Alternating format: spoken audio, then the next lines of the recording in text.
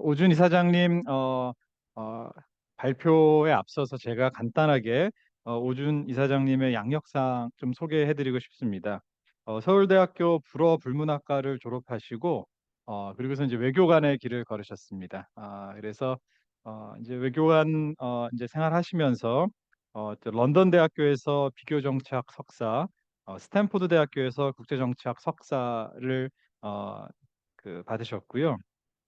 이제 2010년도에는 싱가포르 대사를 역임하시고 2013년도부터 2016년도까지 제24대 유엔 대한민국 대표부 대사를 역임하셨습니다. 이때가 아마 많은 분들이 오준 이사장님을 이제 아시게 됐던 아주 유명한 유엔 대사님이셨습니다. 어, 그 2015년도에는 유엔 에코속 그 경제사회 이사회 의장을 역임하셨었고요.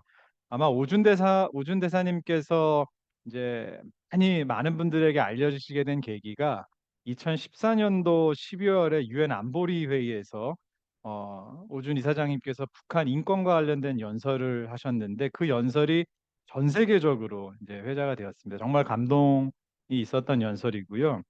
어, 그 대한민국 사람들에게는 북한 주민은 그저 아무나가 아닙니다. 이런 연설을 하셨었는데요.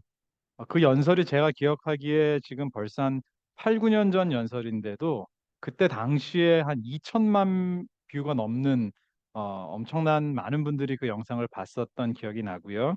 당시 그 유엔 안보리에서 같이 회의를 했었던 그 유엔 주재 미국 대사 그 사만다 파워는 오준 대사님 연설 들으면서 막 우는 모습도 뉴스에 방송되기도 했었습니다. 어, 오 대사님께서는 오준 이사장님께서는 이제 유엔 대표부 대사를 하시면서 특히 이제 인권, 우리 장애인들의 인권, 또 아동 인권에 대해서 많은 관심을 가지셨고요. 그래서 이제 외교부 퇴임하고 난 다음 이후에는 Save the Children 이사장을 맡으시면서 전 세계 어린이들, 아동들의 인권을 옹호하고 지켜주는 일들을 하고 계십니다. 이 Save the Children이 이제 국제 NGO인데요. 이 Save the Children 국제 이사회에 아시아 쪽 지부에서 처음으로 이사로 이제 당선되셔서 국제적으로 Save the Children 리더십으로 활동하고 계시기도 합니다. 제가 한 가지 또 빠뜨렸었는데 또 오대사님께서 그 유엔 대표부 대사 하셨을 때 그 유엔 대사 밴드를 이끄셨습니다. 그래서 엄청난 드럼 실력도 갖고 계시기도 합니다. 네, 오늘 오대사님 소개는 이 정도로 간단하게 마치도록 하고요. 우리 오준 이사장님께 국제적으로 본 아동 인권, 로힝야 난민 아동의 사례를 좀 청해 듣도록 하겠습니다. 예, 오준 이사장님 좀 강연 부탁드리겠습니다. 감사합니다. 네, 여러분 안녕하세요. 우리 김부열 교수님께서 저를 아주 친절하게 소개해 주시고 약간의 부정확한 내용과 함께 저를 많이 띄워주셔서 감사합니다. 사만사 파워 대사가 눈물을 흘린 거는 그분이 워낙 감성적인 성격이라 그런 거지 제 연설이 특별히 감동적이어서 그런 건 아닌 것 같습니다. 오늘 제가 오래간만에 서울대학에 와서 저도 과거에 서울대학을 다녔는데 사실은 제가 대학교 2학년 때 서울대학이 관악산으로 이사를 왔습니다. 그래서 오래간만에 여긴 관악산이 아니지만 저 서울대학에 다니시는 어, 분들과 함께 대화를 나눌 기회가 생겨서 너무 감사하고요. 김부열 교수님은 제가 뉴욕에 있을 때부터 알고 응원하는 분인데 이렇게 오늘 또 좋은 자리에 저를 불러주셔서 감사합니다. 아, 인권 문제는 저로서는 굉장히 특히 제가 외교관 현직이었을 때뿐 아니고 아, 외교관으로 퇴직한 후에 여러 가지 단체들과 일하고 강의를 하면서도 인권 문제를 한자로 이런 걸 천착한다고 그러는데 천착하고 있는 주제입니다. 천착한다는 거는 생각을 많이 하고 저도 잘 모르니까 그러니까 굉장히 집중하려고 하는 주제입니다. 왜 그렇게 생각하는지 제가 설명드리려고 하고요. 특히 이제 아동 인권에 관해서 오늘 이야기할 것인데 아동 인권 문제와 관련해서 우리 사회에서는 최근에 교권의 문제와 아동 인권의 문제가 마치 충돌하는 듯한 그런 사건들이 안타까운 사건들이 일어나고 있고 또 제가 대표하고 있는 세이브 더 칠드런도 관련된 사건이 있고 해서 굉장히 터피컬한 굉장히 화제가 되고 있는 이슈가 되었는데 그런 것도 한번 생각하시면서 제 이야기를 들어보시면 좋을 것 같습니다. 제가 파워포인트를 준비했기 때문에 여러분들이 이 슬라이드를 다 함께 보실 수 있다고 생각하고 제가 이걸 넘기면서 강의를 시작하겠습니다. 어, 제가 직접 넘길게요. 왜 화면이 자꾸 저절로 넘어가죠? 제가 직접 넘겨도 되겠죠? 네. 응? 네. 저는 여러분에게 먼저 인권이란 무엇인가 이런 질문에 대해서 스스로 생각해 보시기를 권합니다. 인권? 영어로 하면 human rights죠? human rights. 인간의 권리? 굉장히 단순한 것 같기도 하고 우리는 인권이라는 말을 이미 많이 듣고 살고 있기 때문에 음, 인권이라는 게 뭐 그렇게 특별한 건가 이렇게 생각할 수 있지만 아마 우리가 한 100년 전으로 돌아가서 이 세계의 어느 곳의 사람하고 이야기를 하더라도 인권에 대해서 이야기를 한다면 잘 이해가 되지 않거나 굉장히 혁명적인 발상이라고 반응할 것 같습니다.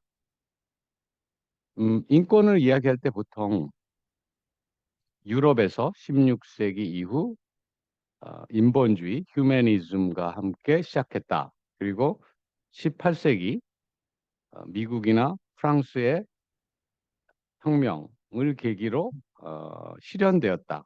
최초로 이렇게 많이 이야기를 합니다. 그런데 제가 이런 이야기를 학교에서 하면 학생들은 교수님, 그러면 그 전에 뭐 중국도 옛날에 오래된 문명이 있고 공자님, 맹자님 이런 철학가들이 있고 기원전에 그리스에도 철학이 많았고 인도나 이집트에도 오래된 문명이 있었는데 그 모든 곳에서는 인간의 존엄성에 대해서 생각한 사람이 없었고 유럽에서 16세기, 17세기, 18세기가 되어서야 비로소 인간이 존엄하다고 생각하게 되었다는 말씀이신가요? 이런 질문을 합니다. 그건 아니죠.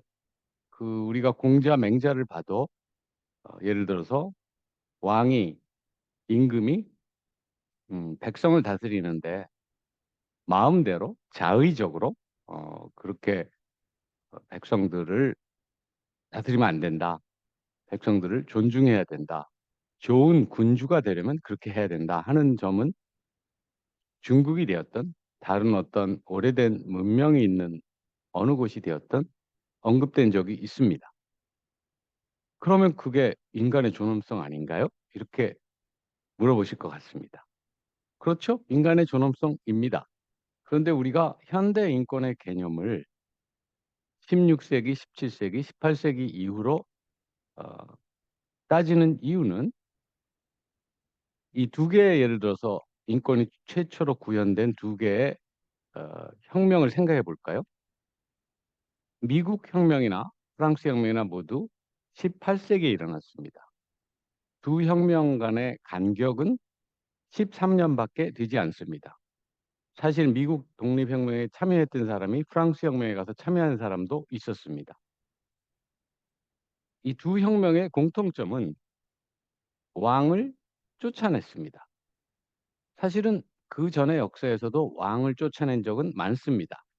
로마 시대에도 시저 황제는 음, 암살되었죠. 그러나 그 전에는 항상 왕을 쫓아내면 다른 왕을 옹립하였습니다. 그런데 이 두 번의 혁명에서는 왕을 쫓아내고 우리는 더 이상 왕이 필요 없다.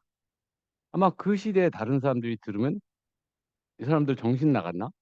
왕을 쫓아내고 다른 통치자가 필요하지 않다면 이제 국가로서 작동하길 원하지 않나? 이렇게 생각했겠죠? 그게 아니고 우리는 우리들 중에 누군가를 시간을 정해서 통치하도록 하겠다. 이렇게 한 거죠. 즉, 민주주의의 시작과 인권의 개념은 밀접하게 관련되어 있습니다. 1948년에 채택된 세계 인권선언 Universal Declaration of Human Rights 제1조에는 이렇게 되어 있습니다. All human beings are born free and equal in dignity and rights. 모든 인간은 태어날 때부터 자유롭고 존엄성과 권리에 있어서 평등하다. 이 말은 잘 생각해 보면 굉장히 혁명적인 말입니다.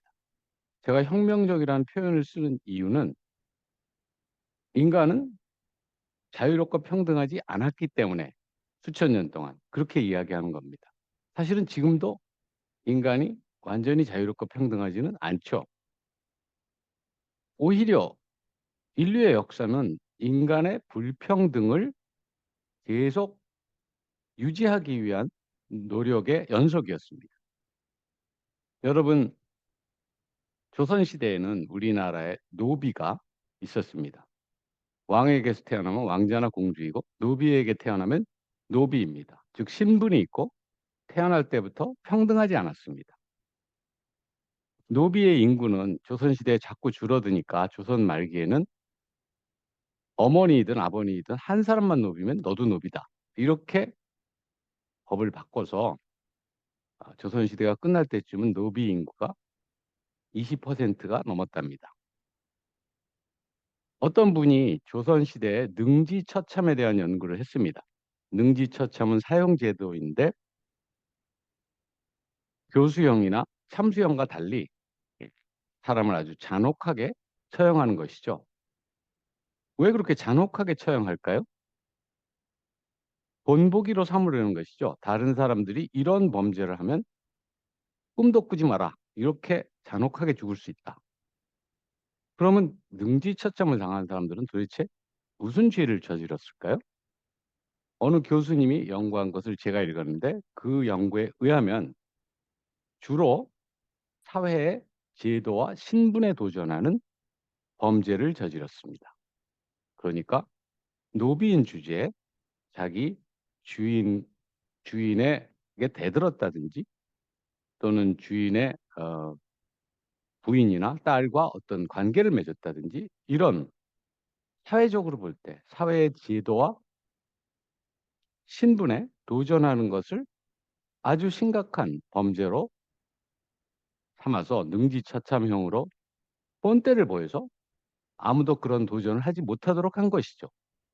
즉, 신분과 불평등을 유지하는 것은 그 사회의 아주 중요한 우선순위 중에 하나였습니다. 인간이 태어날 때부터 평등하다는 것은 과학적 진리인가요? 지구가 둥글다는 것은 과학적 진리이죠.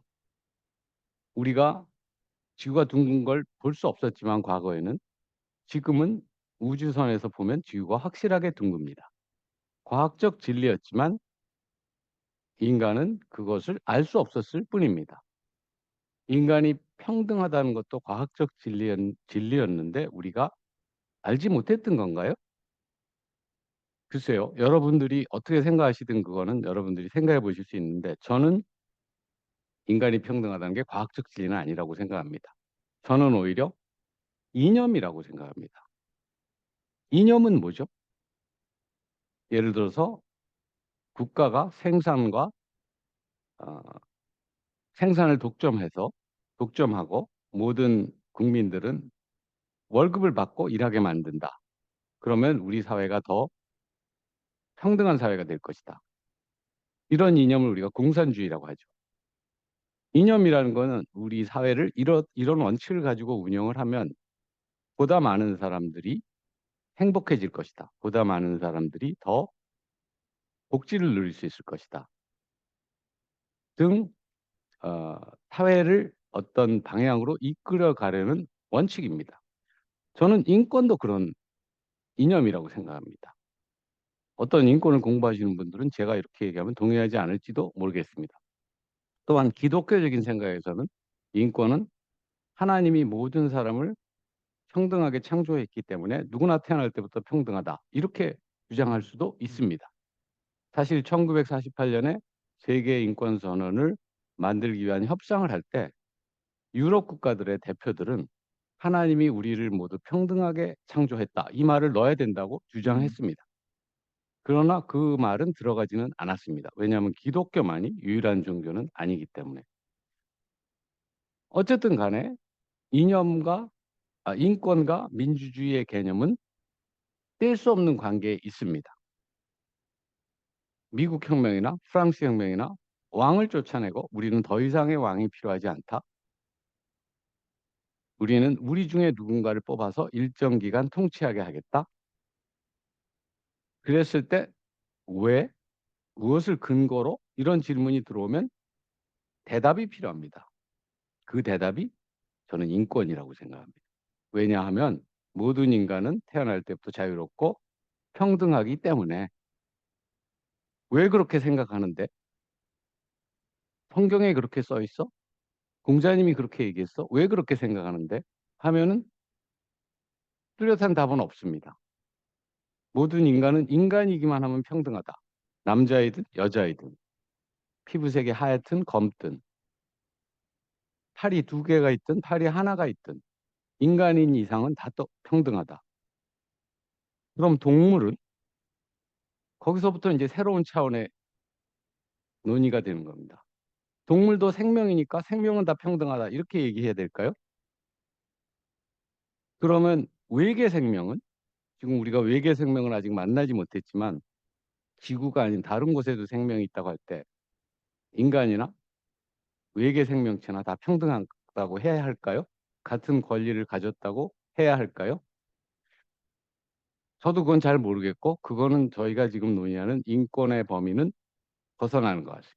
일단은 인권이라는 개념 18세기 두 번의 혁명으로 반영되고 민주주의를 통해서 전 세계에 확산되고 유엔이 채택한 세계 인권 선언에 포함된 현대적 정의의 인권. 지금 제가 여기 그 1조를 보여드리고 있죠. All human beings are born free and equal in dignity and rights. 굉장히 짧지만 저는 굉장히 강력하고 굉장히 잘 된 definition이라고 생각합니다. 여기 나온 이 인권의 개념은 일단은 인간에게만 적용됩니다.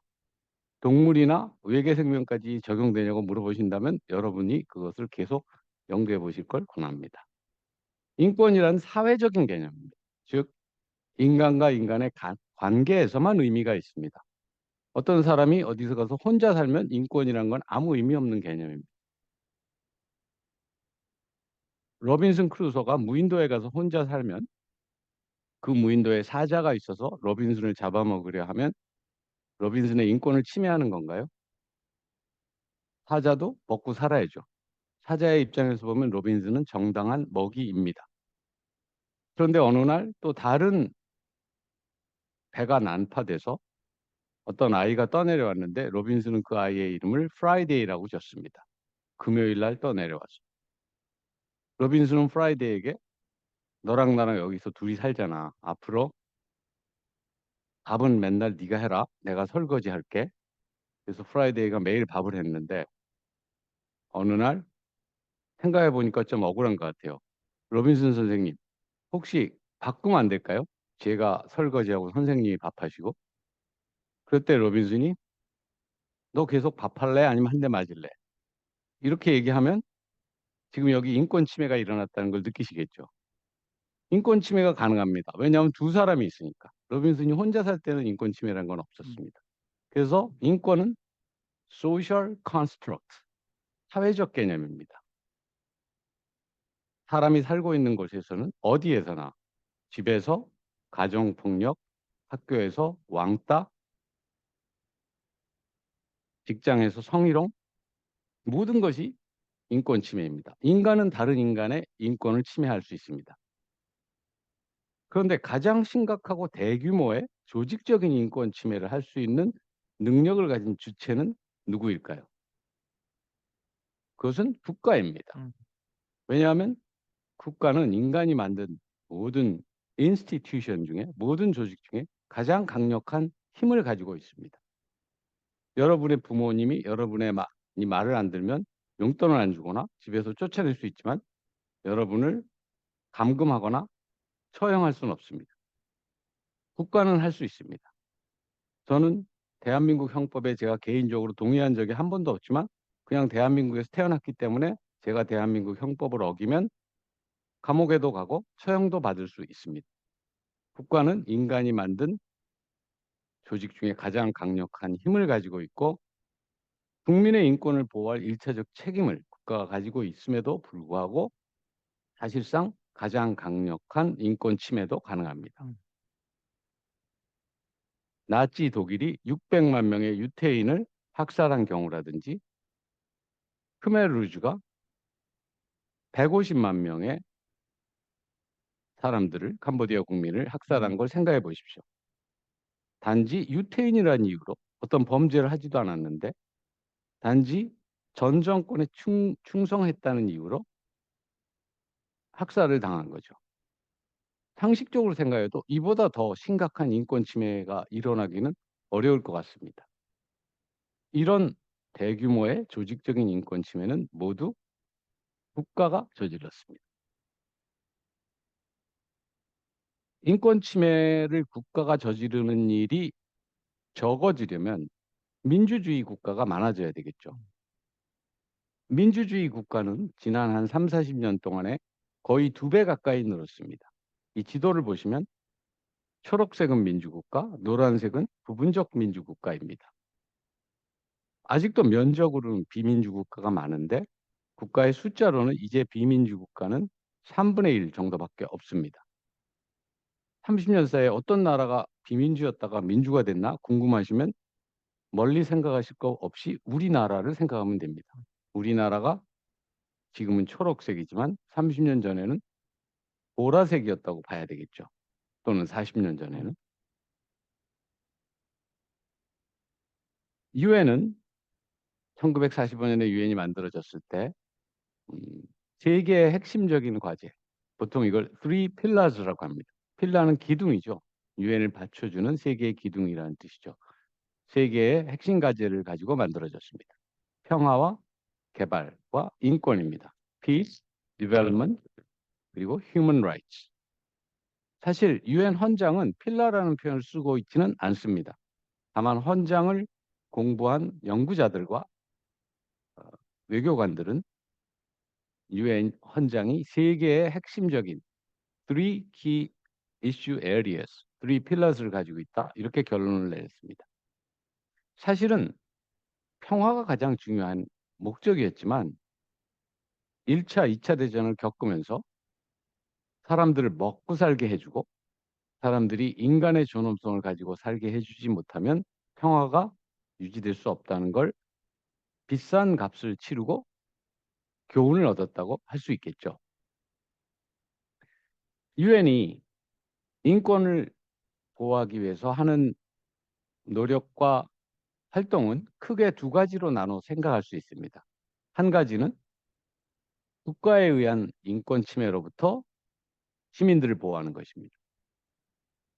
제가 아까 국가가 가장 심각하고 대규모로 인권을 침해할 수 있는 능력을 가지고 있다 했기 때문에 전 세계 사람들의 인권을 보호하려면 유엔이 국가, 정부에 의한 인권 침해로부터 어떻게 보호할 수 있나 하고 노력하는 건 너무도 당연하다고 하겠죠.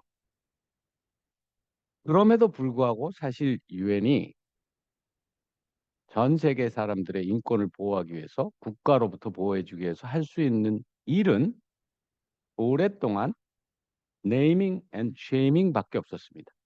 네이밍 앤 쉐이밍은 거론해서 망신 주기죠. 음. 그러면 여러분은 금방 이렇게 저에게 반문하실 겁니다. 아니 조금 아까 뭐 600명의 유태인이 죽었고 150만 명의 캄보디아인이 죽었고 이렇게 심각하다고 하시고 그런 걸 막기 위해서 유엔이 할 수 있는 일은 망신 주기밖에 없어요. 얼마 전까진 그랬어요. 불행히도. 왜 그랬나 하면 유엔 헌장 2조 7항에는 국내 문제 불간섭의 원칙이 있습니다. 사실 유엔을 포함한 모든 국제 관계는 여러분들이 국제 관계를 공부하시는 분은 너무 잘 아시겠지만 주권 평등의 원칙에 기반하고 있습니다. 국가들은 다 주권을 가지고 있고, 주권이라는 건 쉽게 얘기하면 자기 영토 내에서는 자기 마음대로 해도 된다 이거죠. 독재 국가면 독재자가 마음대로 할 것이고, 민주 국가라면 다수가 마음대로 하겠죠. 자기 국가 내에서는 자기가 마음대로 할 수 있다. 이게 주권입니다. 그러니까 그 나라가 민주주의를 하든 독재를 하든 인권을 존중하든 인권을 탄압하든 그거는 국내 문제이다 하는 것이 유엔 헌장에 써 있는 셈입니다. 그래서 유엔이 할 수 있는 것은 네이밍 앤 쉐이밍. 네이밍 앤 쉐이밍은 보통 인권 결의안이라는 형태로 말하자면 규탄한다, 규탄한다. 이렇게 하는 거죠. 그러나 지난 20년간에는 조금 사정이 달라졌습니다. 심각한 인권 침해, 대규모 인권 침해에 대해서 국제사회가 할 수 있는 게 네이밍 앤 쉐이밍밖에 없다는 건 말이 안 된다. 그거보다는 더 적극적인 조치가 가능해야 한다 하는 생각에서 R2P, Responsibility to Protect라는 개념이 나왔고, 국제형사재판소 ICC, International Criminal Court라는 것이 만들어졌습니다. 이 두 가지는 모두 지난 20년 안에 일어난 일입니다. 인권 침해는 물론 국가가 가장 심각한 침해를 하지만, 그보다 덜 심각한 인권 침해는 우리 사회에서 어디에서나 일어납니다. 로빈슨 크루소가 프라이데이 인권도 침해했고, 집안에서 가정폭력도 있고, 학교에서 왕따도 있고, 직장에서 성희롱도 일어납니다. 이런 사회에서 일어나는 인권 침해는 어떻게 막을 수 있을까요? 어떻게 보호할 수 있을까요? 시민들. 여기에 있어서는 사회적 약자라는 개념이 중요합니다. 왜냐하면 사회 내에서 인권 침해를 당하는 쪽은 거의 틀림없이 사회적 약자입니다. 남자가 여성의 인권을 침해하고, 어른이 아이들의 인권을 침해하고, 비장애인이 장애인의 인권을 침해하고, 원래 그 사회에 살고 있던 사람들이 이주 노동자의 인권을 침해합니다. 왜냐하면 그 사람들은 더 유리하고 강한 위치에 있어서 더 약한 위치에 있는 사람의 인권을 침해할 수 있기 때문입니다. 여성은 전 세계 인구의 절반이나 되지만 많은 사회에서 수천 년 동안 차별을 받았습니다. 미국이나 영국처럼 민주주의가 발달한 사회도 여성이 투표권을 가진 것은 100년밖에 되지 않습니다. 미국에서는 1865년에 노예 해방을 통해서 흑인들에게도 투표권을 주었지만 남자 흑인들에게만 주었습니다. 여자 백인은 남자 흑인보다 훨씬 늦게 투표권을 갖게 되었습니다. 우리 모두가 한때는 아이였지만 아이였다는 걸 잊어버리고 어른이 된 다음에는 아동의 권리를 침해합니다. 아이들을 소리 지르고 벌 주고 욕을 해도 아이들은 어른에게 의존하기 때문에 강한 반응을 보일 수 없기 때문에 어떤 때는 무심코 어떤 때는 일부러 아동을 학대합니다. 그래서 사회적 약자의 인권을 보호하는 것이 유엔이 하고 있는 또 다른 아, 인권 보호의 활동입니다. 여태까지 9개의 인권 협약인데 그중에 처음 두 협약은 기본 인권에 관한 협약이고 그 나머지 7개는 모두 사회적 약자를 보호하기 위한 인권 협약입니다. 소수인종, 여성, 아동, 이주노동자, 장애인 같은 사회적 약자들입니다. 유엔은 그런 인권 업무를 수행하기 위해서 어, 시스템을 가지고 있습니다. 유엔 총회나 요즘은 경제사회이사회는 별로 다루지 않는데 왜냐하면 인권이사회가 생겼기 때문에 유엔 총회나 인권이사회에서 인권을 많이 다루고 그 다음에 제네바에는 인권 최고 대표라는 사무국이 있습니다. 그러면 아동 인권으로 조금 더 포커스를 맞춰 보겠습니다. 아동의 권리는 제가 인권의 문제이자 개발의 문제라고 여러분에게 말씀드리겠습니다. 이렇게 말씀드리면 여러분이 아까 제가 얘기한 것을 상기하실 것 같습니다. 즉, 유엔에는 세 개의 필라가 있다. 세 개의 핵심 분야가 있다. 그것이 평화와 개발과 인권이다. 그러면 아동의 권리는 그 필라 중에 두 개에 해당되네요. 라고 생각하시면 맞습니다. 먼저 인권 차원에서 생각해 보면 아동 문제를 바라보는 시각이 과거에는 아이를 보호와 훈육의 대상으로만 생각했는데 이제는 권리의 주체로 생각하는 것으로 진화된 것입니다. 아동 권리 협약 (Convention on the Rights of the Child는 아까 제가 보여드린 9개의 인권 협약 중에 하나입니다. 1989년에 채택되었습니다. 아동 권리에 관해서는 많은 나라가 별 이견이 없기 때문에 가장 많은 숫자의 국가가 가입했습니다. 모든 인권 협약 중에 196개국이 가입했는데 이것은 유엔 회원국 숫자를 넘습니다. 유엔 회원국 전체 숫자는 193개이기 때문에 유엔 회원국이 아닌데도 아동 권리 협약은 가입했다는 뜻입니다. 사실은 이 아동 권리 협약에는 세이브 더 칠드런을 처음 만든 에글랜타인 잽이라는 여성분이 큰 역할을 했습니다. 이분은 1919년에 1차 대전이 끝난 후에 영국과는 적국이었던 독일과 오스트리아의 아이들을 보호하기 위해서 세이브 더 칠드런을 만들었는데 그 후에 제네바로 가서 그때는 아직 유엔이 없었고 국제연맹이 있었는데 국제연맹에서 세계 최초의 아동 권리 선언을 채택하도록 그 선언문을 만들었습니다. 드라프트했습니다. 그리고 그 선언이 나중에 에그랜타인 잽이 죽고 국제연맹도 끝나고 나중에 유엔 국제연합이 생겼을 때 1989년에 아동권리 협약으로 재탄생한 겁니다. 아동권리 협약의 중요한 내용은 우리가 보통 아동의 4대 권리라고 하는데요. 4대 권리가 중요합니다. 4대 권리는 생존, 보호, 발달, 참여의 권리입니다. 즉 아이들이 당연히 살아남아야 되겠죠. 생존할 권리, 살아남기 위해서는 보호를 받아야 되겠죠. 보호받을 권리, 발달의 권리라는 건 교육받을 권리를 말합니다. 그리고 마지막으로 참여의 권리, 자기들에게 영향을 주는 일에 결정에 참여할 수 있는 권리. 이 4대 권리가 보장되어야 한다는 것입니다. 조금 생각해 보시면 개발도상국, 가난한 나라에서는 첫 번 권리가 굉장히 어렵겠죠. 생존의 권리. 아이들이 살아나려면 태어나자마자 백신도 맞아야 하고 의료 혜택도 받아야 하고 하는데 태어난 아이가 5살이 되기 전에 죽는 거를 모탈리티 레이트, 아동 사망 비율이라고 하는데 우리나라도 옛날에는 아동 사망 비율이 굉장히 높았습니다. 그래서 아이를 낳으면 출생신고를 안 했어요. 왜냐하면 한 1년쯤 돼봐야 얘가 살아남을지 아닐지 알 수 있기 때문에. 그러나 선진국들의 경우는 생존의 권리가 잘 보장되고 있죠. 비교적. 보호받을 권리는 개도국은 개도국 나름의 문제가 있고 선진국은 선진국 나름의 문제가 있습니다. 선진국은 어, broken family, 그러니까 해체된 가정이 많습니다. 결혼을 하지 않고 티네이저 때 애를 낳았다든지 결혼을 했지만 이혼을 했다든지 이렇게 해서 아이들이 보호받을 권리를 누리기 어려운 상황도 많이 있습니다.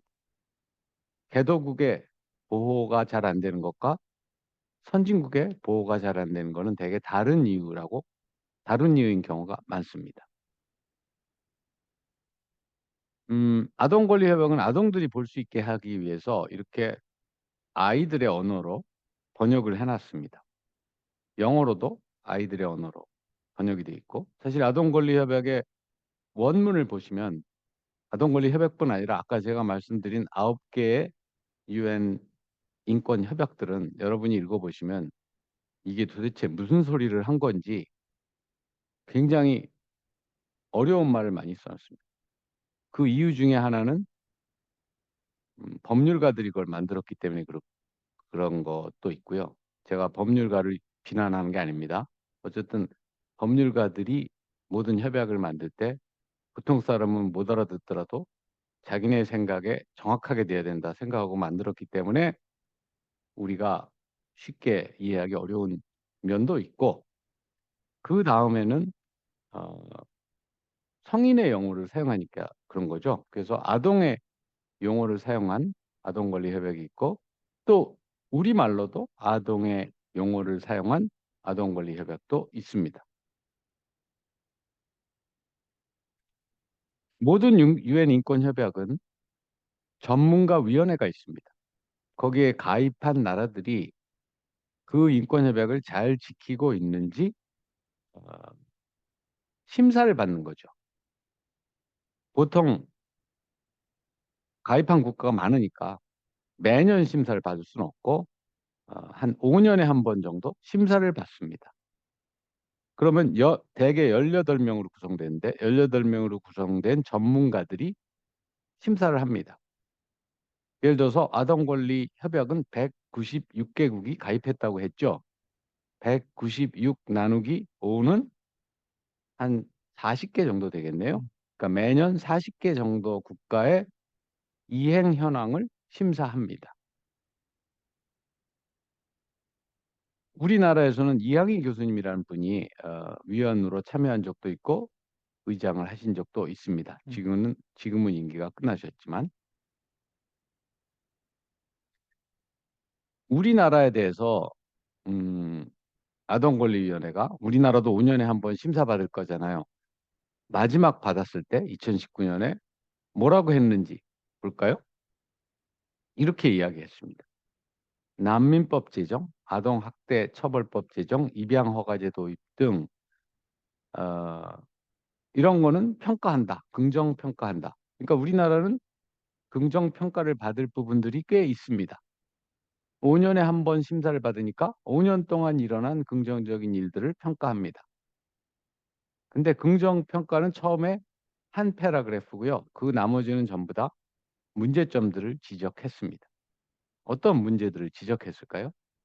아동 관련 예상 규모가 GDP에 비하면 너무 낮다.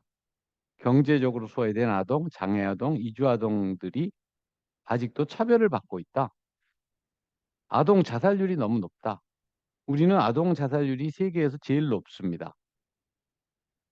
유엔에서 말하는 아동은 18세 이하를 말하니까 중고등학생도 다 아동입니다. 아동 자살률도 세계에서 제일 높고, 노인 자살률도 세계에서 제일 높고, 종합 자살률도 세계에서 제일 높습니다. 불행한 일이죠. 가정 내 아동 학대 발생이 아직도 많이 있다. 지나치게 경쟁을 부추기는 교육 환경이 문제다. 지나치게 경쟁을 부추기는 교육 환경이 왜 문제인지는 서울대학에 다니고 계신 여러분들이 너무 잘 알 것 같아서 제가 설명을 안 하겠습니다.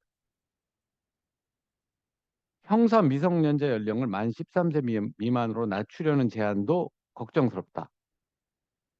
합법소년이라고 해서 우리가 지금 그렇게 하려고 검토를 하고 있죠. 그러면 여러분이 우리는 그렇게 하려고 정부가 검토한다고 그랬는데 국제사회에서는 우려를 표명했네요. 맞아요. 왜냐하면 이것을 심사한 분들은 아동 인권의 전문가들입니다. 이분들은 아동 인권을 보는 거예요. 다른 걸 보는 건 아닙니다. 그러니까 우리가 하려는 어떤 것들이 아동 인권의 관점에서 볼 때는 잘 안 맞는 것도 있을 수 있죠. 이 세상을 모두 아동 인권을 중심으로만 살고 있는 건 아니잖아요. 아동 관련 예산의 증액, 차별금지법의 제정, 아동 자살의 근본 원인을 제거하기 위한 노력 강화 등등을 권고한다. 이렇게 이야기했습니다. 아동 인권은 개발 차원의 문제라고도 했죠. 개발 차원의 문제라고 하는 이유는 아동 인권을 보호해주고 싶어도 능력이 안 되는 국가들이 많기 때문입니다. 예를 들어서 아까 제가 생존의 권리가 보장되려면 어떻게 해야 된다고 그랬죠? 태어나자마자 어린애들에게 예를 들어서 백신을 놔줘야 합니다. 선진국들은 백신 프로그램이라는 게 있습니다. 프로그램이라는 건 한 살 때는 이러이러한 백신을 맞고요. 2살 때는 이러이러한 백신을 맞고요. 5살 때는 이러이러한 백신을 놔주세요. 하는 프로그램이에요. 개도국은 그런 프로그램이 의미가 없습니다. 왜냐고요? 백신이 없으니까. 백신이 왜 없죠? 돈이 없으니까. 그러니까 백신 프로그램대로 다 놔주면은 아이들이 콜레라도 안 걸리고 어, 결핵에도 안 걸릴 텐데 그런 백신 프로그램이 존재하지 않으면 유아 사망률이 높아지겠죠. 그래서 그런 나라들은 다른 나라들이 도와줘서 아이들에게 백신을 맞출 수 있게 해줘야 되겠죠. 그런 것을 우리는 개발 협력이라고 부릅니다.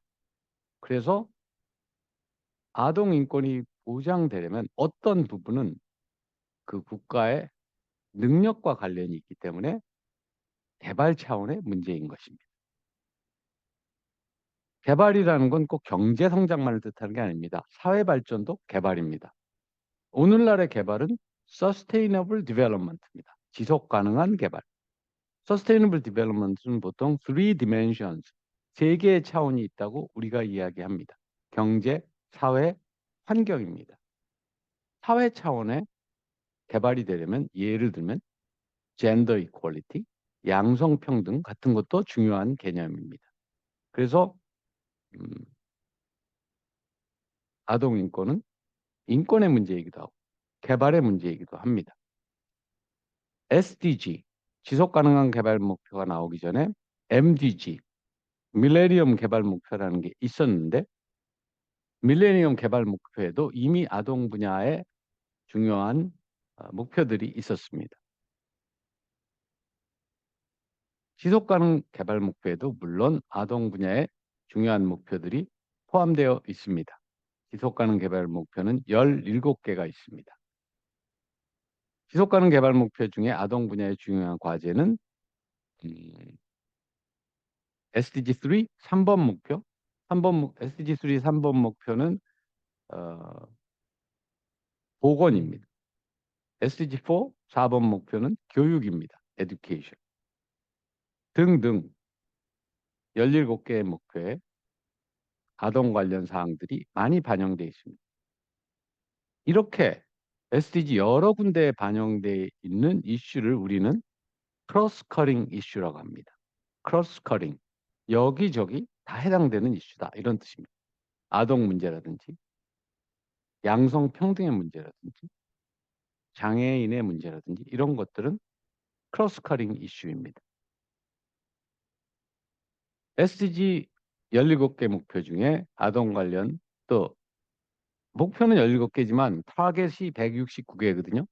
그러니까 한 개 SDG마다 약 10개의 타겟이 있기 때문에 타겟을 우리말로는 세부 목표라고 하죠. 그래서 이런 타겟들 중에도 아동 관련한 타겟들이 여러 개가 있습니다. 저기 5에 3이라고 되어 있는 걸 보실까요? 5는 SDG5는 젠더 이퀄리티입니다. 젠더 이퀄리티의 세 번째 타겟은 eliminate all harmful practices such as child early and forced marriage and female genital mutilation. child marriage라는 건 국제적으로는 18세 이하의 결혼을 말합니다. 18세 이하의 결혼 시키면 안 된다 이겁니다. 그런데 어떤 나라들은 유엔 아동권리협약에 가입했는데도 유엔 아동권리협약에 그렇게 써 있거든요. 아동이라는 건 18세 이하의 모든 인간을 말한다. 그럼에도 불구하고 어떤 나라는 16세가 되면 결혼할 수 있게 해놨습니다. 그러면 뭐가 문제죠? 유엔 아동권리협약을 위반하는 거죠. 국제법을 가입했으면 그것을 지키는 것이 국제법인데 국제조약을 가입했으면 그것을 스스로 위반하고 있는 것입니다. 물론 국제조약은 위반한다고 해서 어떤 페널티가 있지는 않습니다. 그러나 국내 법을 국제조약에 맞게 고쳐야 되죠. 그런 것이 되고 있는 나라도 있고 아직도 안 되고 있는 나라도 있습니다. Female Genital Mutilation이라는 게 뭔지 들어보신 적 있으세요?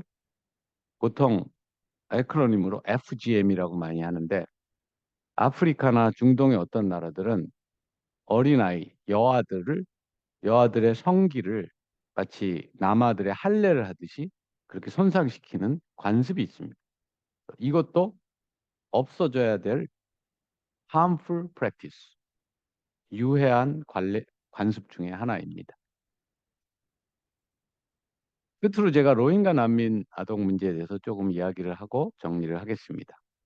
로힝가 난민 아동 문제를 제가 여러분에게 이야기하는 이유는 어, 아동이면서 난민이니까 이런 것을 우리가 이중의 취약성이라고 합니다. 아까 제가 9개의 인권 협약을 얘기할 때 여성은 사회적 약자다 이렇게 얘기했죠. 아동도 사회적 약자다 이렇게 얘기했죠. 여성이자 아동인 사람은 뭐겠습니까? 이중의 사회적 약자죠. 이중의 취약성입니다. 더블 vulnerability죠. 이중의 취약성. 아동은 사회적 약자인데 난민도 사회적 약자이거든요. 그러면 아동인데 난민인 사람도 이중의 취약성이겠죠. 아동인데 난민이고 여성이면은 삼중의 음, 취약성이겠죠. 그래서 제가 난민 아동 문제를 여러분께 아동 인권의 예로 이야기를 하려고 하는 거고요. 또 하나의 이유는 제가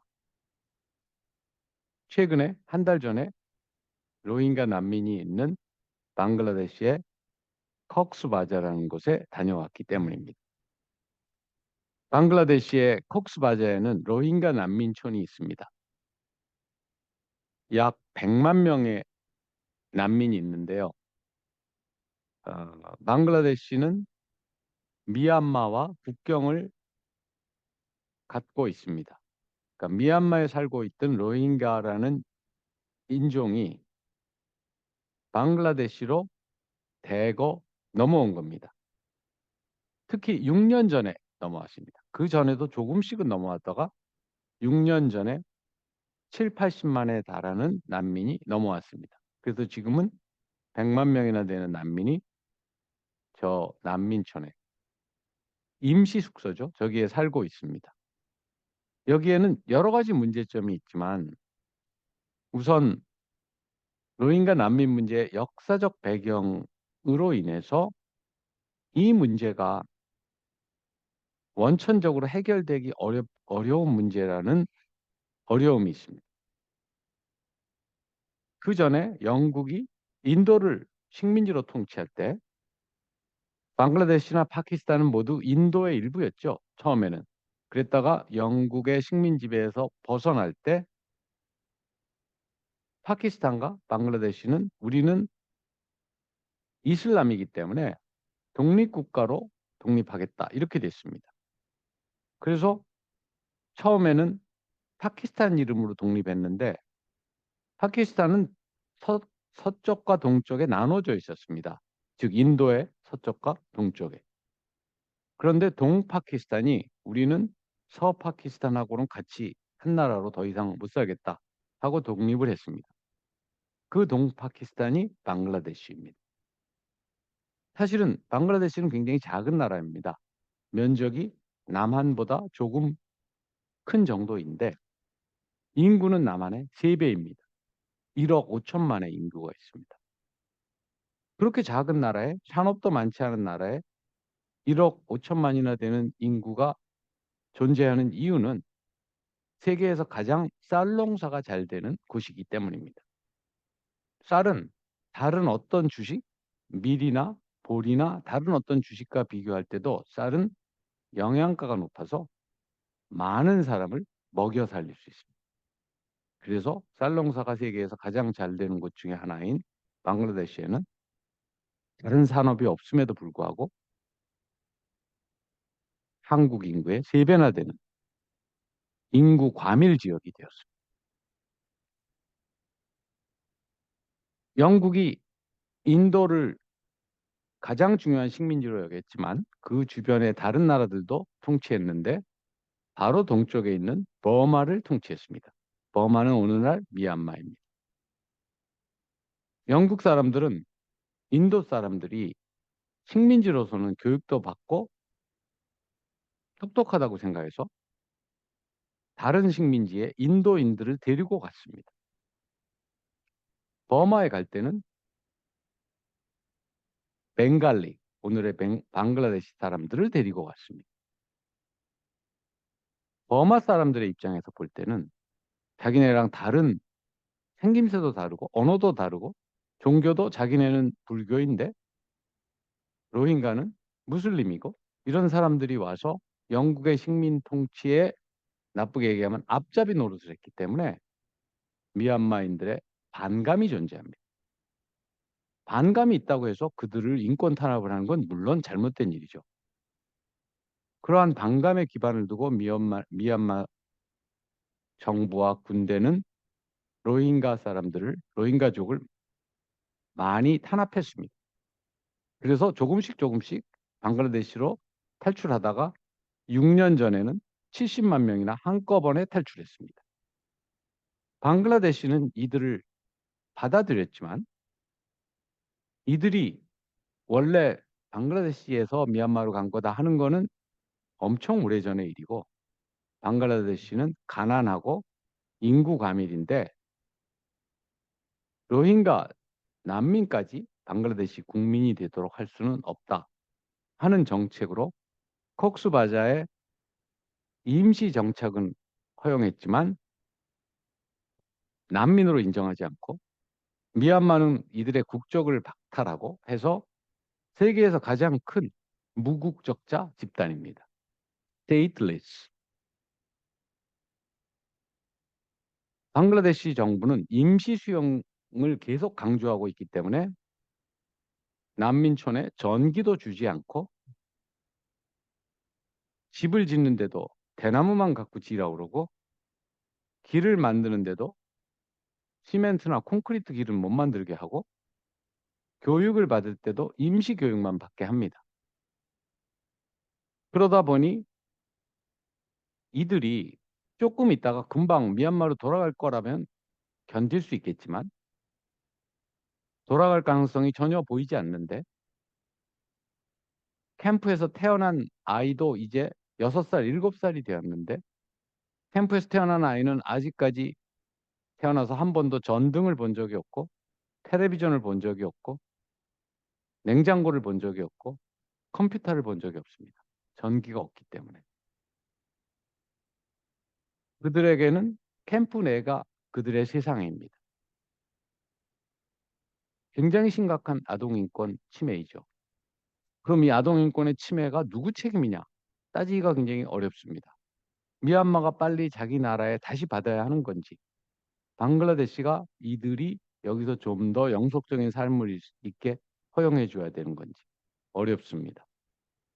다만 이들은 국제 인도주의 지원, 그러니까 다른 나라 정부, UN, 그다음에 NGO들의 지원으로 살고 있습니다. 그래서 국제사회 차원에서 방글라데시와 미얀마가 타협점을 찾을 수 있도록 외교적 노력을 계속해야 되는 한편 로힝가 난민들, 특히 아동, 로힝가 난민이 100만이라고 그랬는데요. 50만이 아동이에요. 여러분은 어떻게 난민의 절반이 아동이에요? 보통 인구라는 게 아동 인구라는 게 인구 전체 뭐 20%이 정도밖에 되지 않잖아요. 그러실 건데 맞아요. 그런데 난민이 될 때는 여자와 아이들이 주로 난민으로 되고 남자들은 어디론가 가서 삶을 영위하려고 하든지 돈을 벌으려고 하든지 아니면 싸움을 하든지 이러기 때문에 난민에 있어서 아동과 여성의 구성 비율은 굉장히 높습니다. 로힝가 난민은 특히 높습니다. 50%나 되니까 50만의 아동이 있습니다. 매년 난민촌에서만 3만 명이 새로이 태어납니다. 그리고 그들은 지금 저기 오른쪽에 제가 아이들을 보고 이야기하고 있는 사진이 있죠. 저렇게 교육을 받고 있는데 저 교육은 전부 초등교육에 불과하고 어, 미얀마 교육입니다. 사실은 로힝가 난민들이 쓰는 언어는 방글라데시 언어와 유사하거든요. 그럼 얼른 생각할 때 방글라데시 교육을 시키면 되지 않나? 방글라데시 교사들이 와서 가르치면 되지 않나? 이렇게 생각하시는데 방글라데시 정부가 허용하지 않습니다. 그렇게 되면 저들을 방글라데시 국민으로 받아들이는 결과가 될까 봐. 그래서 난민들 중에 공부도 좀 하고 지식도 있는 사람이 그냥 가르쳐라. 이렇게 돼 있는 거예요. 그러니까 그중에 그냥 공부 좀 한 사람이 가르치려면 초등교육까지는 어떻게 해 보겠지만 중등교육이라는 건 존재할 수가 없겠죠. 그리고 저곳을 학교라고 부르지도 못하게 합니다. 러닝 센터, 학습 센터라고 부르게 합니다. 그리고 미얀마 언어와 미얀마 교육을 받고 있습니다. 그런데도 불구하고 저 아이들 중에 한 명이 저에게 노래를 불러줬습니다. 그 자기네가 영어 노래도 배웠다고. 그래서 그 불러준 노래가 제가 그 노래 제목은 모르는데요. Are you sleeping? Are you sleeping, brother John? Brother John 이런 노래 아시죠? 음, Morning bells are ringing, morning bells are ringing, ding ding dong. 이 노래를 했습니다. 그래서 제가 한국이라는 나라를 아냐고 그러니까 모른대요. 음, 아무도. 한국이라는 나라를 어떻게 알겠습니까? 쟤네들이. TV도 없고 냉장고도 없고 전등도 없는 생활을 하고 있는데. 그래서 제가 한국이라는 나라에서 온 사람인데 너네가 금방 부른 노래를 나도 부를 수 있다. 나도 어렸을 때 배웠다. 하고 불러주는 장면입니다. 저 장면. 음, 그래서 국제사회, 그러니까 유엔이 됐든 NGO가 됐든 국제사회의 지속적인 관심과 지원이 없으면 이들이 음, 아동 인권을 누리기는 굉장히 어렵겠죠. 교육이라는 거는 교육의 윈도우가 있죠. 윈도우는 무슨 말인가 하면 교육을 받을 때가 있습니다. 코로나 때문에 학교를 뭐 2년을 쉬었다 그러면 그럼 나중에 한꺼번에 다 받지 이러면 되나요? 그렇지 않죠. 어린애들이 초등학교 2학년에 배울 게 있고 3학년에 배울 게 있는 거죠.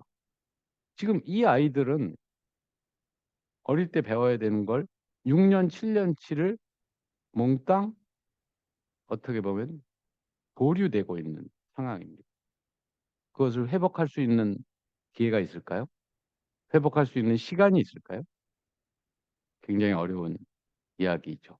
그래서 관점에 따라 다르지만 이 로힝가 난민 100만 명을 지구상의 가장 큰 인도적 위기이다. 이렇게 보는 분들도 있습니다. 물론 어떤 분들은 우크라이나처럼 지금 전쟁이 일어나고 당장 생명을 위협받는 게 더 큰 인도적 위기 아니야? 이렇게 생각할 수도 있습니다만 이렇게 많은 50만의 아이들이 자신들의 미래를 몰수당하고 있다는 것은 인도적 위기라는 것이 틀림없습니다. 제 강의는 여기까지고요. 여러분들이 혹시 생각이나 질문이 있으시면 제가 대응하도록 하겠습니다.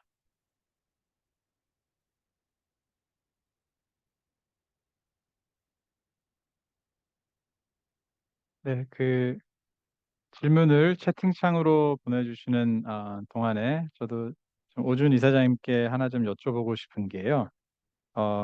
유엔 대사 역임하셨을 때 유엔 경제사회 이사회 의장도 역임을 하셨었잖아요.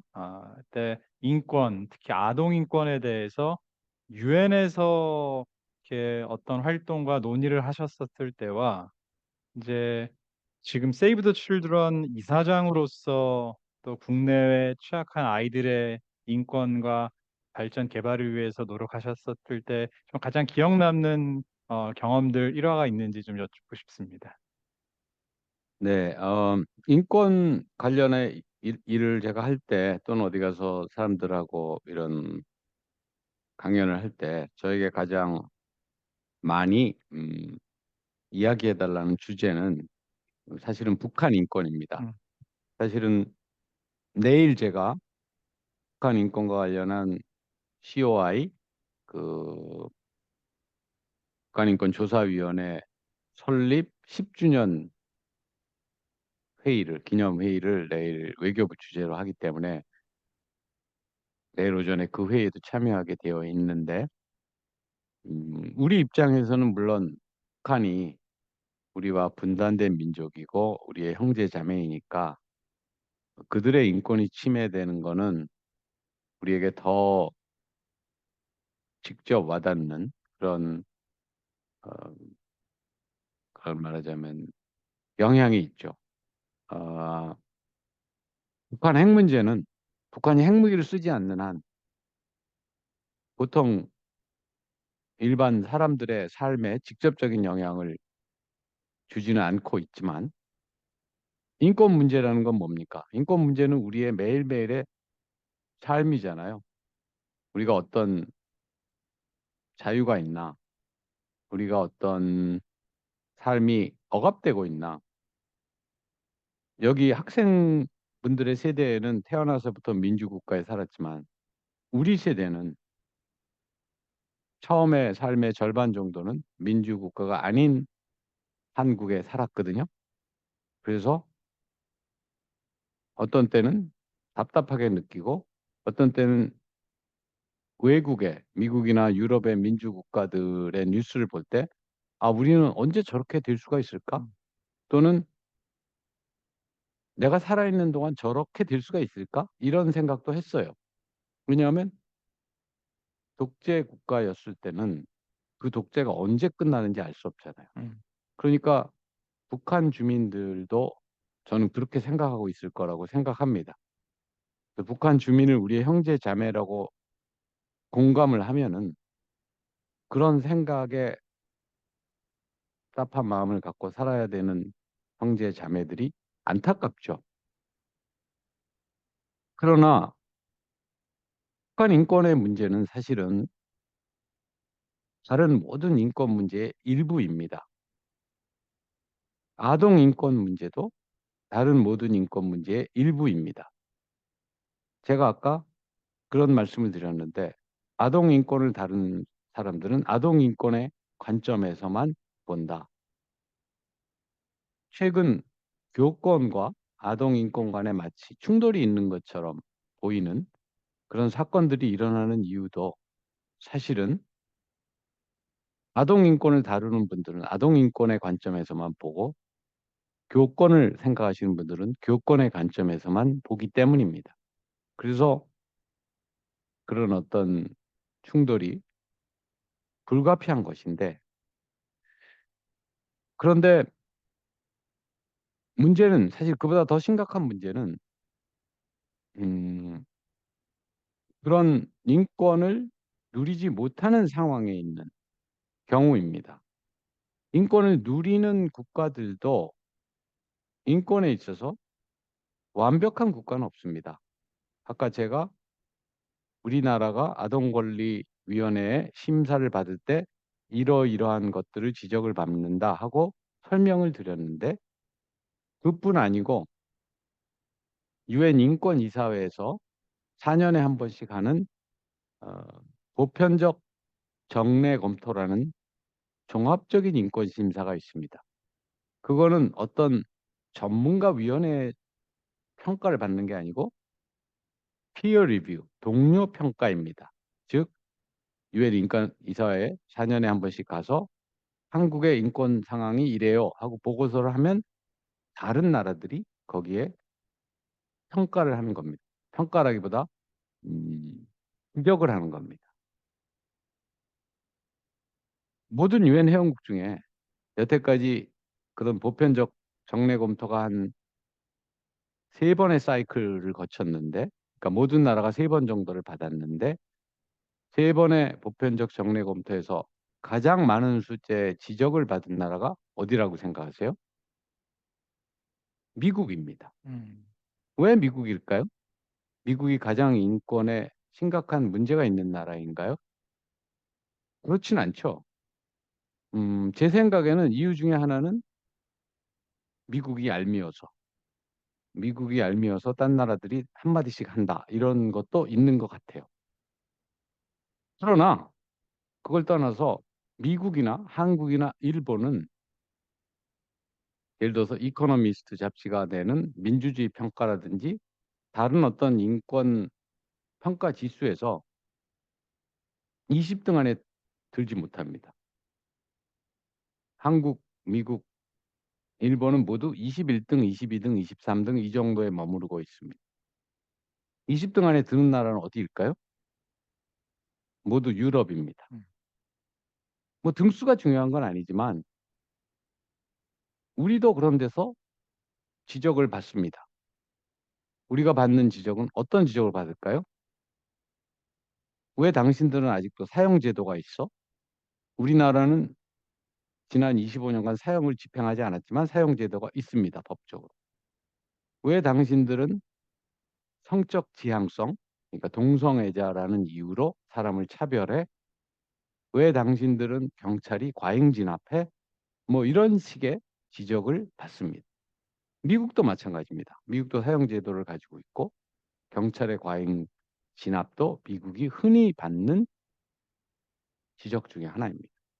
그러나 그러한 지적과 북한이 받는 지적, 당신들은 왜 사람을 공개 처형해? 왜 고문해? 왜 정치범 수용소가 있어? 이런 것과는 근본적으로 다른 지적이죠. 우리가 그런 독재 국가에 살아봤기 때문에 그런 독재 국가에 살 때 국민들이 느끼는 압박감과 그 어려움 이런 것을 우리는 직접 경험으로 압니다. 예를 들어서 왜 당신들은 사형제도가 있어? 이런 질문을 받았을 때는 사형에 처해지는 사람과 또는 무기징역에 처해지는 사람들 간에 해당되는 문제라고 할 수 있잖아요. 모든 국민이 나 사형당하면 어떡하지? 이렇게 생각하면 살고 있지는 않잖아요. 그러나 매일매일의 생활에서 감시를 당하고 자기가 원하지 않는데 동원돼야 하고 음, 자기가 뭘 보면 안 되는데 한국 드라마를 보면 안 되는데 보다가 걸리면 중형을 받고 이런 삶에 하루하루의 삶에 영향을 주는 것이 인권 침해이기 때문에 우리가 북한 인권 문제를 생각할 때는 좀 더 어, 우리와 직접 연관된 문제로 생각하기가 쉽죠. 그러나 사실은 인권 문제는 어디에나 있다. 아까 제가 이야기한 로힝가 문제처럼 우리가 북한 인권 문제뿐 아니고 세계 어느 곳에서 일어나는 인권 문제이든 관심을 가져야 된다고 저는 생각합니다. 예, 그 이사장님, 그 서울대학교 행정대학원 우리 김희석 학생이 질문한 질문인데, 북한 아동의 인권을 위한 유엔 차원의 개입은 어떤 활동이 있습니까? 라는 질문이 있었습니다. 그 특히 대사님 그 유엔 대사로 근무하셨을 때 안보리에서도 우리 북한 인권 논의를 이렇게 주도하셨었는데요. 북한 아동, 조금 더 포괄적으로 북한 전체의 인권을 위한 유엔 차원의 음, 개입들은 어떤 활동이 있었고 지금도 진행이 되고 있을까요? 인권은 보통 우리가 자유권과 사회권으로 나누어 생각합니다. 자유권이라는 거는 뭐 표현의 자유, 거주 이전의 자유, 언론의 자유 이런 자유이기 때문에 민주화가 되기 전에는 보장되기가 좀 어렵습니다. 그런데 제가 아까 아동의 인권이라는 거는 그런 인권의 문제이자 개발의 문제라고 했죠. 개발의 문제라고 하는 부분은 인권 차원에서 볼 때는 사회권에 음, 해당합니다. 자유권과 사회권인데 사회권은 교육을 받을 권리, 의료 혜택을 받을 권리 이런 것들입니다. 북한 정부라고 해서 자기 나라 국민들, 자기 나라 아동이 교육을 받을 권리, 의료 혜택을 받을 권리를 보장해주고 싶지 않지는 않겠죠. 그래서 그것은 능력의 문제입니다. 북한은 개도국이고 또 최빈국에 가깝기 때문에 예를 들어서 모든 아이들에게 다 백신을 놓아주고 싶어도 그럴 수 있는 능력이 부족하겠죠. 그래서 북한 아동의 인권을 위한 유엔의 개입은 현재는 주로 사회권 쪽에 집중되었다고 보시면 됩니다. 음, 즉 유니세프라든지 WFP 세계식량기구 이런 데서 북한에게 인도적 지원을 제공하고 있고요. 그런데 저런 사회권 차원의 지원도 북한이 핵 문제로 인해서 제재를 받고 있기 때문에 국제사회는 인도적 지원밖에 해줄 수가 없습니다. 즉 경제 지원을 해줄 수가 없어요. 그러나 어쨌든 북한 아동의 인권을 위한 특히 사회권을 위한 지원은 음, 존재하고 있다. 이렇게 보시면 됩니다. 네, 서울대학교 국제농업기술대학 박미선 교수님께서 주신 질문인데요. 특히 지금 난민, 근데 조금 더 크게 범위를 넓혀보면은 이제 이런 취약계층, 저소득 국가 취약계층의 난민 아니면 또 인권을 위해서 열심히 노력하는 어떤 국가가 있을까요? 또 조금 더 연장해서 난민 이슈에 대해서, 인권 이슈에 대해서 열심히 노력하는 나라들, 그런 논의들과 활동을 주도하는 나라에 비해서 우리 대한민국의 위상과 영향력은 또 어떤지 좀 궁금합니다. 사실은 저런 뭐 난민뿐 아니라 국제적인 어떤 취약계층을 위한 활동 이런 거는 아무래도 유럽 음, 특히 북유럽 국가들이 가장 활발하다고 보시면 됩니다. 예를 들자면 북한의 경우 지금 제재를 받고 있기 때문에 많은 나라들이 심지어 인도적 지원까지 중지했는데 미국도 중지했습니다. 그럼에도 불구하고 북한에 대한 인도적 지원을 한 번도 중지하지 않은 국가가 세 개가 있습니다. 그게 스웨덴과 스위스와 카나다입니다. 음, 그래서 이런 나라들은 인도적 지원은 그 나라가 어떤 잘못을 했더라도 그 나라 국민들이 고통을 받는 것이 반드시 정부의 그들이 잘못한 게 아니기 때문에 인도적 지원은 반드시 계속되어야 된다. 이런 원칙을 가지고 행동하고 있는 것이고 난민 문제에 대한 지원은 어, 그런 취약계층에 대한 지원이기도 하지만 인권과 밀접한 관계가 있는 문제이기 때문에 예를 들어서 난민 불송환의 원칙이라는 게 있습니다. 난민으로 들어오면 일단 돌려보내면 안 된다.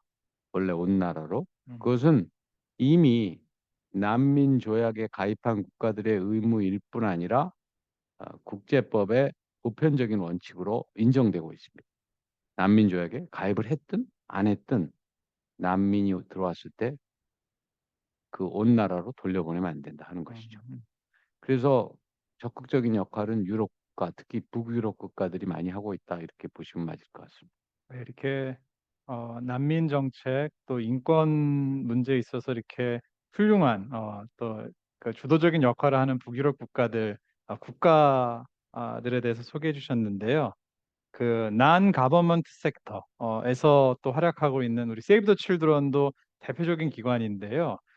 우리 국제농업기술대학원의 민수연 학생인 것 같습니다. 이렇게 질문해 주셨는데 특히 우리 강의 말미에 소개해 주셨던 로힝야 아동들 이 다른 난민촌과 비교해서 더 특별한 위험에 노출이 돼 있는 게 있는지 세이브 더 칠드런이 이런 로힝야 난민 아동들을 위해서 어떠한 노력을 하고 계신지 궁금하다 이렇게 질문 음. 주셨습니다. 로힝야 난민 아동들이 다른 난민촌에 비해서 더 큰 어려움을 가지고 있는 이유는 아까 제가 이야기한 것처럼 어, 방글라데시 정부가 로힝야 난민들이 지속적으로 거기에서 정착할 가능성을 없애기 위해서 예를 들어서 전기를 제공하지 않는다든지 여러 가지 제약을 하고 있고 그 다음에 미얀마 입장에서는 원래 이 사람들이 미얀마에 살다 왔는데도 역사적인 이유로 인해서 절대 다시 받고 싶지 않다. 이런 입장이기 때문에 다른 곳의 난민 문제는 대개 temporary, 일시적인 문제입니다. 그러니까 시리아에서 전쟁이 나서 난민으로 탈출한 사람은 전쟁이 끝나면 돌아가면 되죠. 음, 거기 가면 자기 집이 있죠. 근데 음, 이 로힝야 난민의 경우는 돌아갈 곳이 없는 거죠. 미얀마가 받지 않는다면. 그러면 자기들이 있는 현재 있는 방글라데시가 받아줘야 되는데 방글라데시도 받아줄 마음이 없는 겁니다. 그러니까 어, 이 난민 아동들, 특히 아동들의 미래가 굉장히 불확실한 것이고 현재도 여러 가지 제약과 어려움을 많이 겪고 있는 것이죠. 그러니까 국제적인 인도적 지원, 유엔이나 NGO의 인도적 지원이 없이는 생존이 불가능할 뿐 아니라 미래가 불확실하다 이런 뜻에서 다른 곳의 난민 문제보다 더 어려움이 가중되어 있습니다. 음. 네, 저희가 강의 후 한 15분 정도 우리 오준 이사장님과 질의응답 하는 시간을 좀 가지려고 했었습니다. 많은 질문들 올려주셨는데요. 제가 마지막으로 한 질문만 더 여쭙고 저희 질의응답을 좀 마칠까 합니다. 특히 이제 북한 인권 문제를 해결할 때 국내법, 국제법 중에 어떤 법이 더 큰 역할을 하고 있다고 생각하십니까? 문여주 우리 참여자께서 질문해 주셨는데요. 꼭 북한 인권 문제가 아니라 전반적인 큰 인권의 문제를 얘기했을 때 이제 국내법, 국제법 중에서 어떤 부분이 더 큰 역할을 할 수 있는지, 이거는 아까 그 이사장님께서 말씀하셨던 인권의 그 자유권과 사회권 이런 쪽이랑도 연결될 수 있는 질문 같은데요. 음, 마지막으로 여쭙고 싶습니다. 네, 이제 인권뿐 아니라 어떤 사람의 인권이든 간에 그 인권이 보장되려면 그 국가가 해당되는 국가가 인권 보장을 해야죠. 보호를 하고 어, 보장을 해야 합니다. 그래서 아까 제가 9개의 인권 협약이 있고 그 인권 협약들은 대개 사회적 약자를 보호하는 역할을 한다 이랬는데 예를 들어서 장애인 권리 협약을 생각해 볼까요? 어떤 나라가 장애인 권리 협약에 가입을 했으면 그 장애인 권리 협약이 이렇게 이렇게 하라고 하는 것들이 있습니다. 근데 그것을 이행해야죠. 이행하려면 국내법이 필요합니다. 요즘 여러분 우리나라에서도 지하철에서 장애 단체가 시위를 하는 걸 보셨죠? 그들이 요구하는 게 뭐죠? 장애인의 이동권을 보장해 달라. 장애인의 이동권이 실현될 수 있게 예산에 반영해 달라. 이런 것들이죠. 장애인의 이동권은 유엔 장애인 권리 협약에 포함되어 있습니다. 우리나라는 그것을 이행할 의무가 있습니다. 그러나 예를 들어서 그 모든 이동권을 한꺼번에 해결하기 위해서는 우리나라 예산의 상당 부분을 장애인의 이동권 보장에만 사용해야 된다. 이런 상황이라면 그렇게 사용할 수는 없겠죠. 결국은 점진적으로 이행할 수밖에 없겠죠. 그래서 국내법도 중요하고 국내적 논의도 중요한 겁니다. 그러니까 국제법은 국내 법을 통해서 실현되기 때문에 국제법이 있다고 해서 그 국제법을 이행하지 않는다고 해서 어떤 페널티가 있는 게 아니기 때문에 국가들이 그것을 국내 법을 통해서 법제화를 통해서 실현해야 하고요. 그런 것이 잘 되고 있는 나라가 민주주의 국가라고 할 수 있겠죠. 음, 그것이 잘 되고 있지 않고 독재 국가에서는 무시해버리면 국제사회로서는 뚜렷한 방법이 없기 때문에 물론 독재 국가가 국제사회의 국제적 의무를 무시하고 자기 나라 국민들을 너무 심하게 탄압하고 인권을 침해하면 요즘은 제가 과거에 없던 조치가 가능하다고 그랬죠. 그런 것이 국제형사재판소입니다. 그러니까 국제형사재판소를 통해서 제소하고 압박을 할 수도 있는데 그 전에는 네이밍 앤 쉐이밍, 그러니까 인권 결의안처럼 규탄하는 이외에 뚜렷한 방법이 없었습니다. 그래서 국제법이 바로 국내적인 인권 증진에 바로 영향을 주는 게 아니기 때문에 국내적인 토의, 국내적인 입법의 중요성도 있다고 할 수 있겠죠.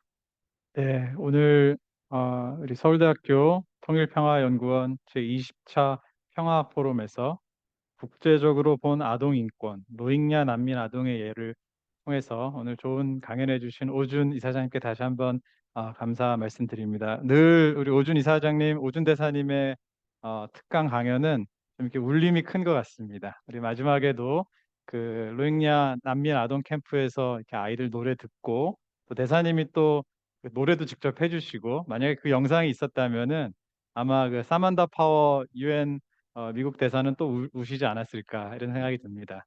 오늘 좋은 강연해 주신 오준 이사장님께 다시 한번 큰 박수 드리시면 감사하겠습니다. 대사님 감사합니다.